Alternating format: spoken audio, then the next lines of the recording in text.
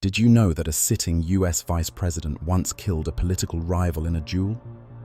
Yes, you heard that correctly. This isn't from the plot of a Netflix drama or a poorly written spy novel. This actually happened in one of the most bizarre and controversial moments in American history. Stay with me as I take you back to the early 1800s to unearth the jaw-dropping tale of Aaron Burr and Alexander Hamilton. By the end, I promise you'll never look at political rivalries the same way again. Let's set the stage. It's 1804, and tensions are running high in the newly formed United States. Political rivalries weren't just passive-aggressive debates on policy differences.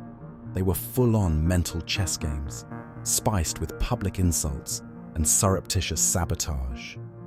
And few rivalries simmered for as long and as bitterly as the enmity between Alexander Hamilton, one of the founding fathers and the first Secretary of the Treasury, and Aaron Burr, then the sitting Vice President of the United States under President Thomas Jefferson. To understand how Burr and Hamilton got to the point of literally taking 10 paces and shooting at each other, we need to rewind a couple of decades. It all started when their political ambitions collided. Hamilton, a Federalist, was hot-headed, quick with words, and brilliantly sharp in intellect. Burr, on the other hand, was just as ambitious, but carried a reputation of being opportunistic and self-serving. This was an era when power struggles weren't settled by Twitter rants, but through public letter-writing campaigns and sworn enemies meeting in person. And meet in person they did, over and over. Their feud gained momentum during the 1800 presidential election. Hamilton accused Burr of scheming, while Burr saw Hamilton as an arrogant, elitist roadblock to his own advancement. The final spark that led to their famous duel, however, was lit 4 years later. Burr, running for governor of New York, lost the election due in no small part to fierce Federalist opposition led by Hamilton. But it wasn't just political opposition. Hamilton allegedly insulted Burr in private conversations and had them conveniently leaked to the press. By now, the animosity between them had reached a boiling point. Now let's talk about the infamous duel itself.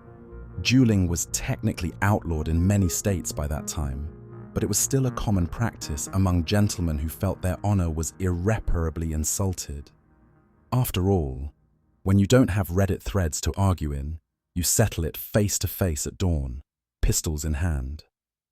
Burr, feeling his reputation irreparably tarnished by Hamilton's public and personal attacks, issued a challenge to a duel.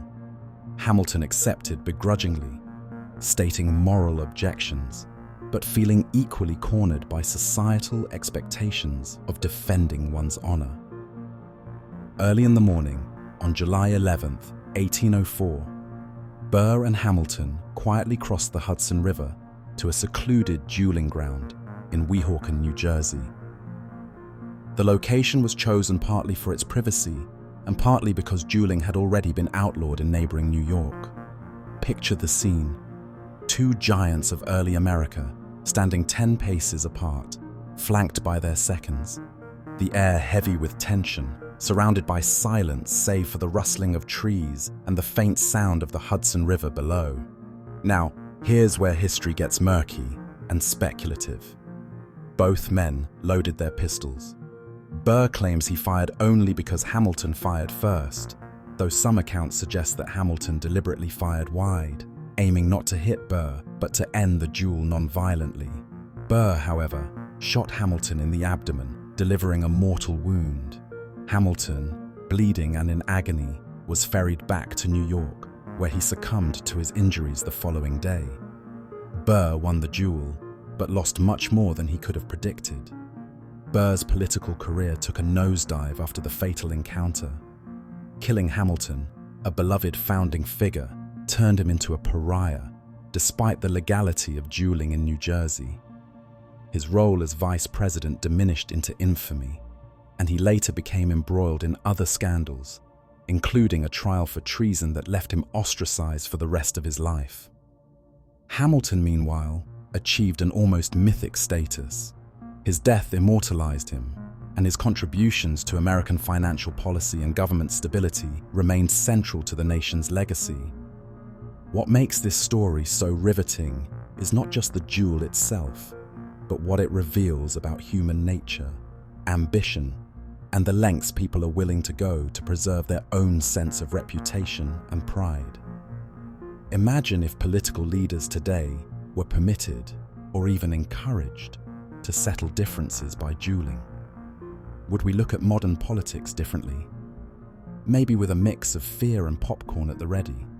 Today, the story of Burr and Hamilton is immortalized in history books, movies, and even the smash Broadway musical, Hamilton, where Lin-Manuel Miranda reimagines their rivalry with dazzling rap battles.